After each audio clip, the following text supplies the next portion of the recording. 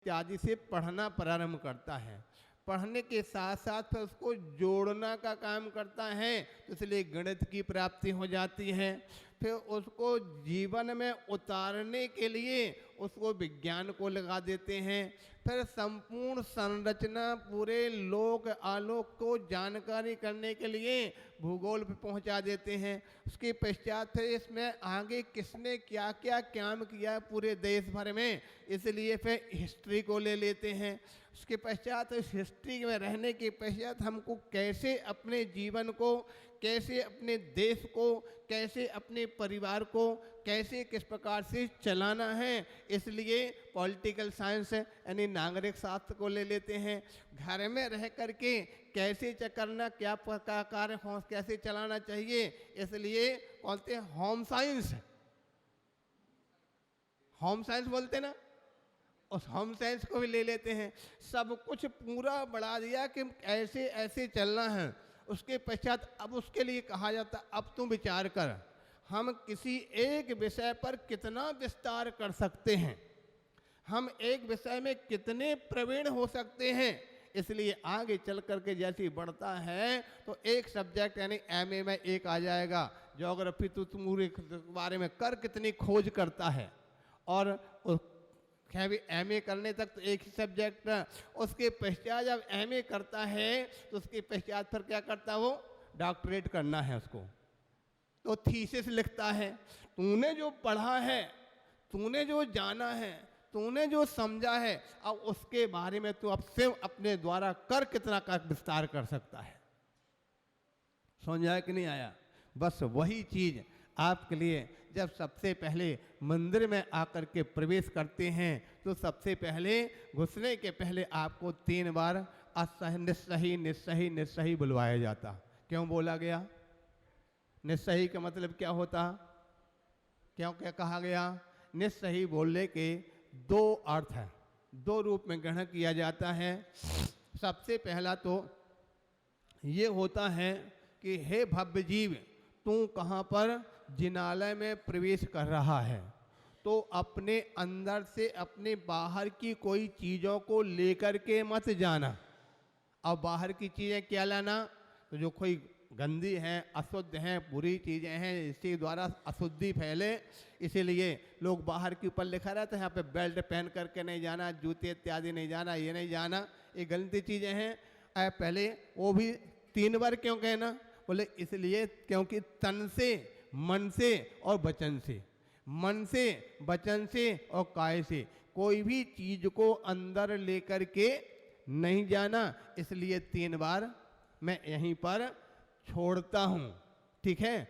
मन में किसी प्रकार की कोई बात लेकर के नहीं जाना, वचन में कोई किसी प्रकार की बुरी चीज़ों को बोल करके नहीं जाना, बाहर की चीज़ों को बोलना जो सब बाहर बोल लो, अंदर में जब आकर के प्रवेश करना तो मात्र जिनवाणी की ही चीज़ को बोलना, अंदर पहुंच करके धर्म की ही बात को बोलना, अंदर पहुंच करके भगवान के चरणों में नमस्कार के नमोस्तु नमोस्तु ही बोलना। घर परिवार की सारी चीज़ों के बारे में यहाँ पर ब्रेक। इसलिए बाहर 3 बार अब तुम संकल्प करके अंदर घुसते हो, अगर यहाँ आकर के इस प्रकार की आप बोल रहे हो तो आप क्या कर रहे हैं? अतिचार और अनाचार कर रहे हो। समझ आ रहा कि नहीं आ रहा? इसलिए मंदिर के अंदर प्रवेश करते ही बस मंदिर के बाहर की चीज़ें, नगर की कस्बा की सारी चीज़ों को बाहर छोड़ करके आओ मन में, क्योंकि अगर कोई मन में बाहर की चीज़ें लेकर के आओगे तो तुम्हारे लिए वह अंदर का धर्म का आनंद नहीं आता। हमारे गुरुजी छोटी सी उदाहरण सुनाया करते थे। एक बार क्या हुआ, बरसात का समय है, बरसात के समय में खास तौर से जो कीड़े मकोड़े ना उत्पन्न अधिक हो जाते हैं। उसमें एक कीड़ा आता है जिसको बोलते हैं गुबरीला। जानते हैं ना गुबरीला? जैसा भौरा होता ना, उसी प्रकार का गुबरीला होता है जो गोबर में जाकर के अपने वो पंजों से वो क्या करता है, गोबर की गोली बनाता, और गोबर की गोली बनाकर उसको लुढ़का लुढ़का करके जहाँ रहता है वहाँ पर अपने स्थान तक ले जाता है। उसको बोलते हैं गुबरीला। वो जैसा भौरा होता है लगभग उसी प्रकार का होता है, वो भी उड़ता है, वो भी उड़ता है। तो एक बार एक भौरा ने एक गुबरीला को देखा और गुबरीला को देख कर से पूछा, बोले भाई गुबरीला ठीक ठाक हो ना, कोई दिक्कत तो नहीं, कोई परेशानी तो नहीं? तो गुबरीला बोलते क्या खाक ठीक हूँ, अपने गोबर में रह कर के गोबर को उठा उठा करके खा करके अपनी ज़िंदगी गुजारता हूँ, क्या ठीक है? तो भौरे ने कहा, अरे ऐसा क्यों, तू सब छोड़ और चल मेरे साथ, मैं बढ़िया फूलों के बगीचे में फूलों पर फूलों का जो मकरंद है, शहद है, उसका आनंद दिलाऊंगा।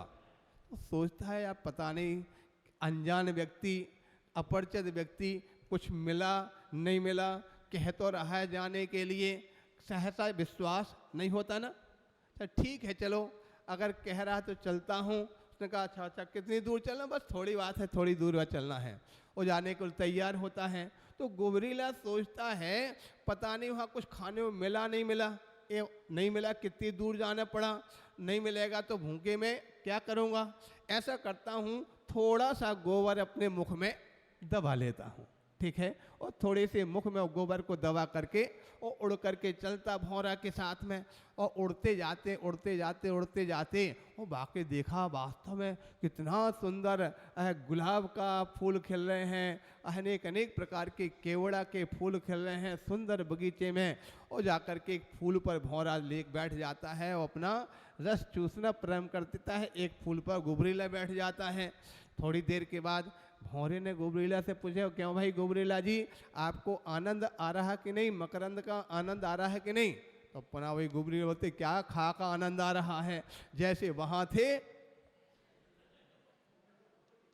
अरे ऐसा कैसे हो गया, इतना सुंदर बगीचा, इतने बढ़िया मकरंद यहाँ फूलों में है, और तू कह रहा आनंद नहीं आ रहा, क्या बात है, तू कुछ लेकर के तो नहीं आया? तो बोले क्या लेकर के आऊंगा, मेरे पास कोई पैंट कोट थोड़ी है जो कोट में कोई वस्तु छुपा करके लेके आऊंगा। नहीं नहीं कुछ ना कुछ तो लेकर के आया। बोले नहीं कुछ नहीं लाया। भौरा पास में जाता है और भौरे ने गुबरीले के मुंह को खोल को देखा तो उसके अंदर क्या था, गोबर छुपा हुआ था। बोले बस ये गोबर तुम जब तक लिए हैं तब तक तेरे लिए आनंद कैसे, गोबर को निकाल के बाहर फेंक। उसने जबरदस्ती भौरे ने उसके गोबर को बाहर निकलवा दिया। बोले अब तू इसका आनंद ले। जब उसने गोबर को निकाला और उसके लिए फूल का आनंद आने लगा।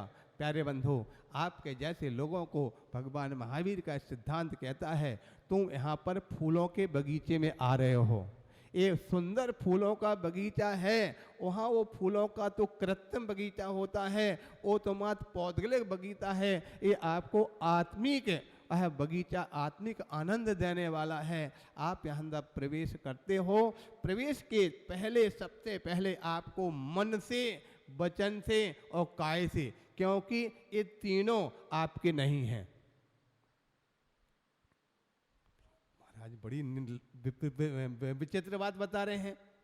मन से, वचन से, काय से, तीनों से अलग हटाना पड़ेगा, क्योंकि ये तीनों आपके, क्या मन आपका है, क्या वचन आपका है, क्या काय आपकी है?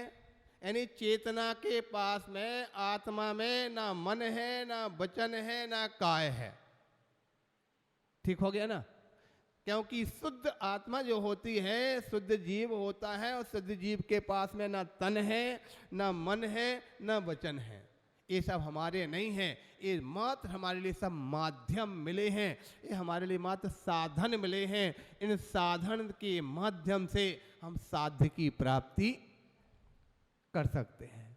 समझ आ रहा ना? इसलिए यहाँ पर जब प्रवेश करते हैं तो क्या बोलते हैं, निस्सही निस्सही निस्सही, मन से, वचन से, काय से हम संसार की, घर की, परिवार की सारी चीज़ों को बाहर ही छोड़ करके प्रवेश करते हैं। और जैसे अंदर पहुंचते हैं, हे भगवान नमोस्तु नमोस्तु नमोस्तु। फिर पुनः प्रश्न उत्पन्न हुआ, नमस्कार क्यों करना, बताओ?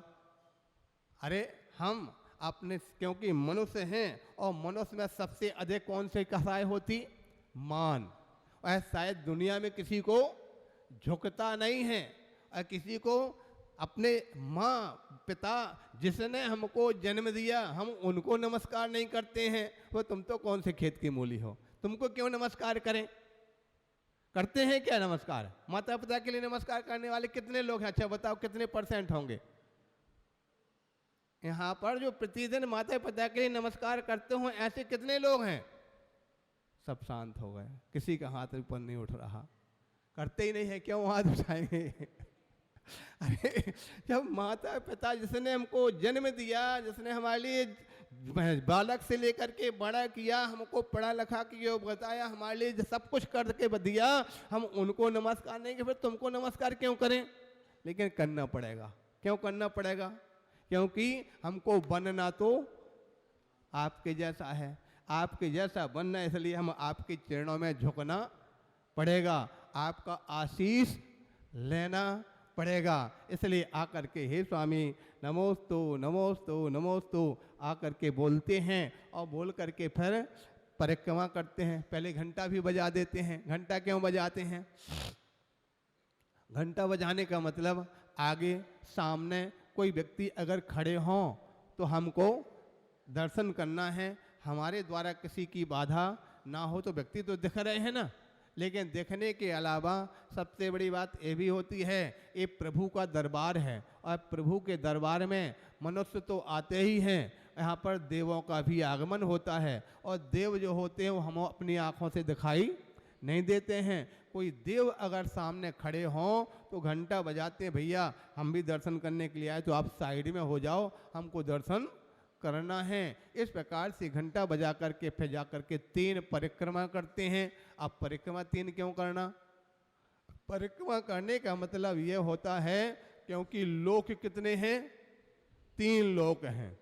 हे भगवान, तीनों लोकों में इतना भ्रमण किया, इतना भ्रमण किया, अनंत काल व्यतीत हो गया, लेकिन कहीं कोई ठिकाना नहीं पड़ा।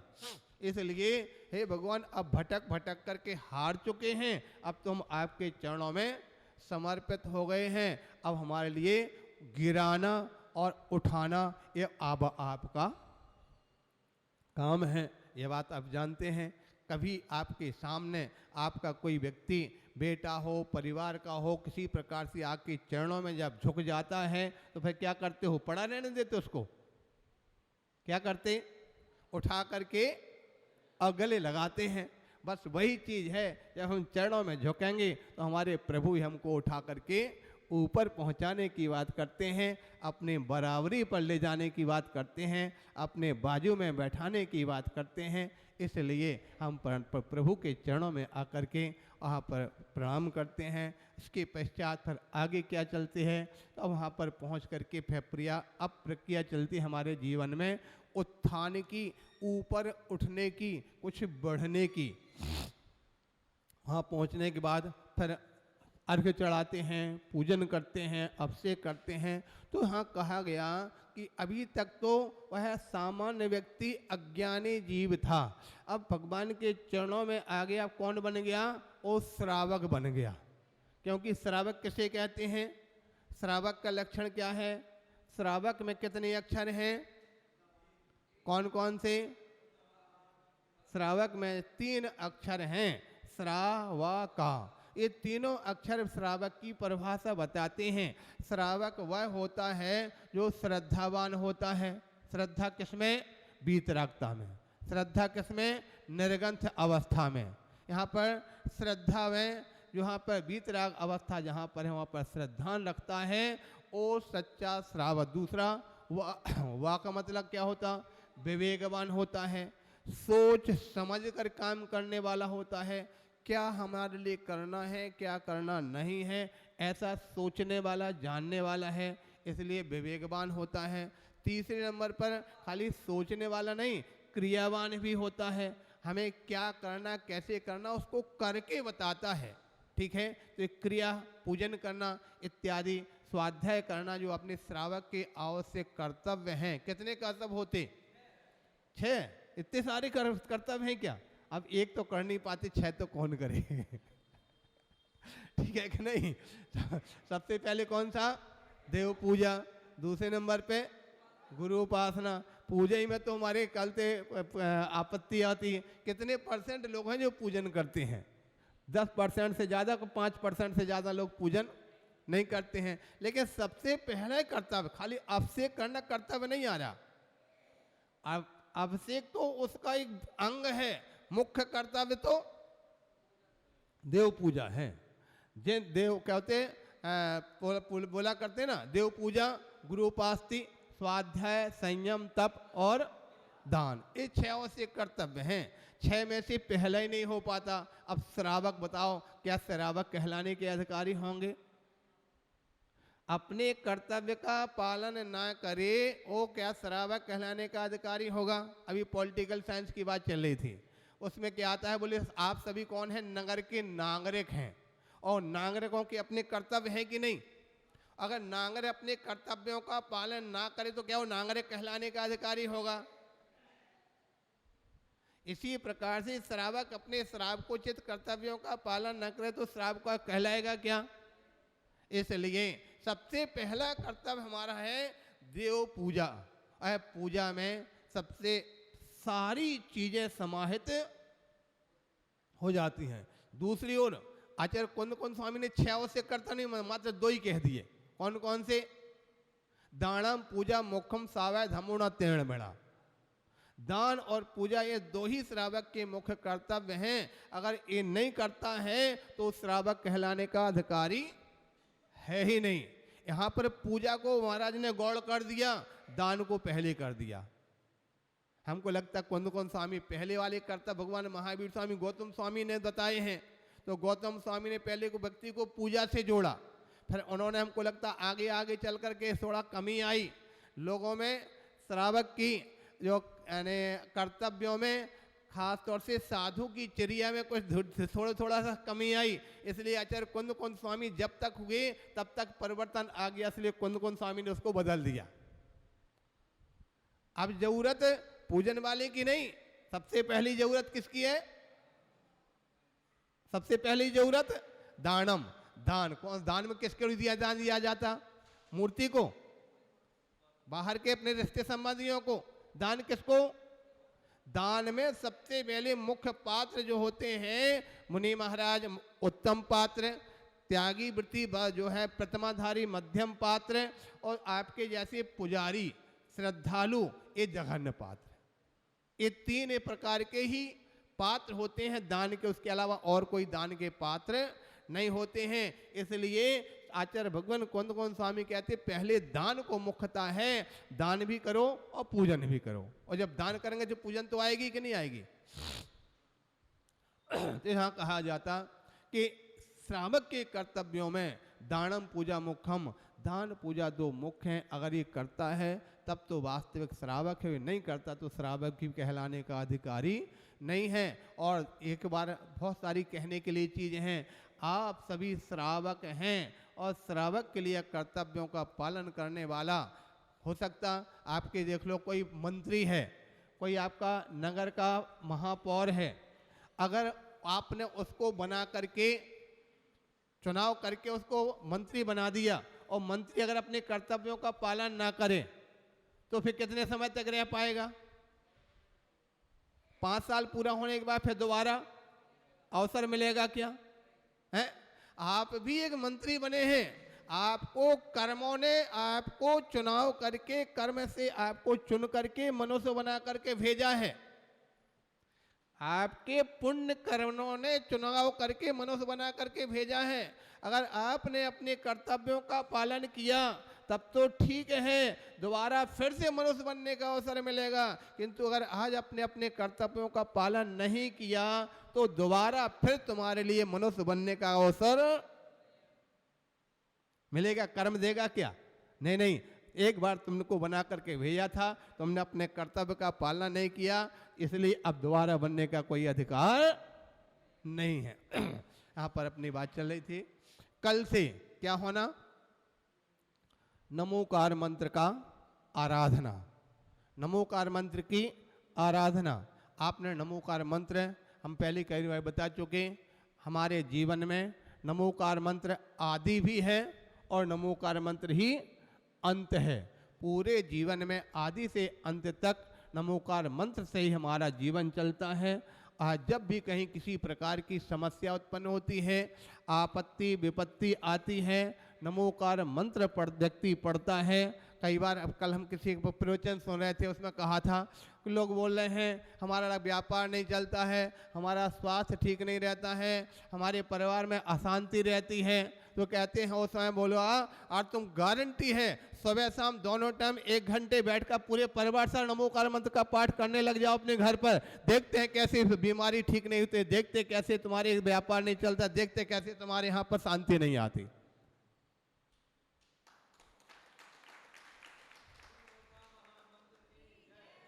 आएगी कि नहीं आएगी? गारंटी है। एक पूरे परिवार के साथ होकर के 1 घंटे बैठ करके जाप करो अपने अपने घरों में, गारंटी से आपके परिवार में शांति होगी, गारंटी से आपके घर में सिद्धि सिद्धि की प्राप्ति होगी, गारंटी से आपके परिवार में सबको स्वास्थ्य लाभ होगा। क्योंकि नमोकार मंत्र की वर्गणाएं जहां पर फैलेंगी, अशुभ वर्गणाएं समाप्त होंगी और वातावरण अपने आप में मंगलमय होगा। समझ आ रहा कि नहीं आ रहा?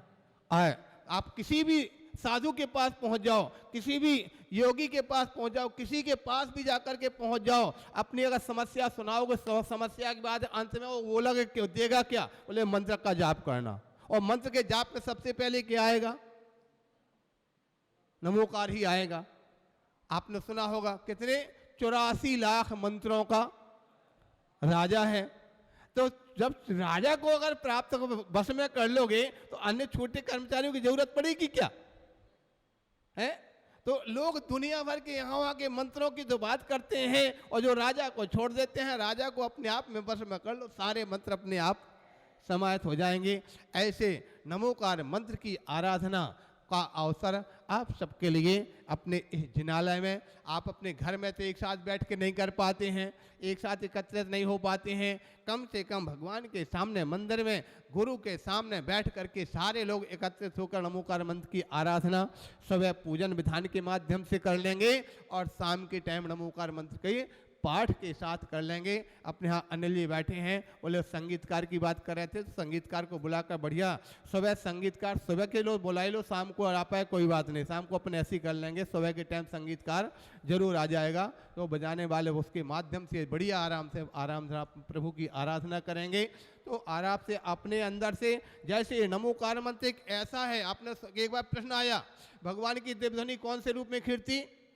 ओंकार रूप में। बोले ओंकार रूप में क्यों खिरती है? बोले ओंकार रूप में इसलिए खिरती है कि जैसे हम ओम बोलते हैं, ओम, तो क्या था, शुभ वर्गणाएं हमारे अंदर प्रवेश करती हैं और बंद हो जाता है। इसके लिए जो ओम बोलने पर हमारे अशुभ वर्गणाएं हमारे अंदर से फिर निकल जाती हैं। जहाँ ओमकार बोलते हैं, नमोकार मंत्र बोलते हैं, तो निश्चित रूप से शुभ वर्गणाओं, आप जानते हैं किसी स्थान पर अगर गंदगी फैली है, बदबू आ रही है और बदबू को समाप्त करना तो क्या करेंगे? सुगंधित अगरबत्ती जला दो, तो क्या होगा? बदबू समाप्त हो जाएगी।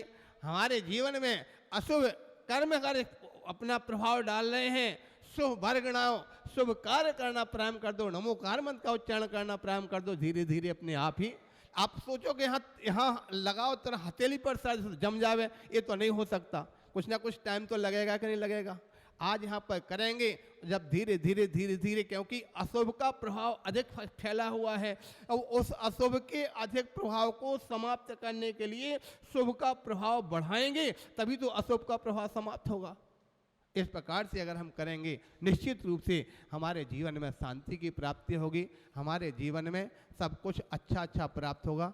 ऐसा हमारे करके चलना है। तो हमारा जो नमोकार मंत्र की आराधना सभी को मिलजुल करके आराम से भगवान की आराधना करना, पूजन करना है और एक दूसरे के निमित्त बनेंगे, शांति रूपपूर्वक, तो हमारा कल्याण होगा और भविष्य भी हमारा उज्जवल होगा। समय अपना हो रहा, आगे की चर्चा अपन बाद में करते हैं। बोले 1008 श्री महावीर भगवान की।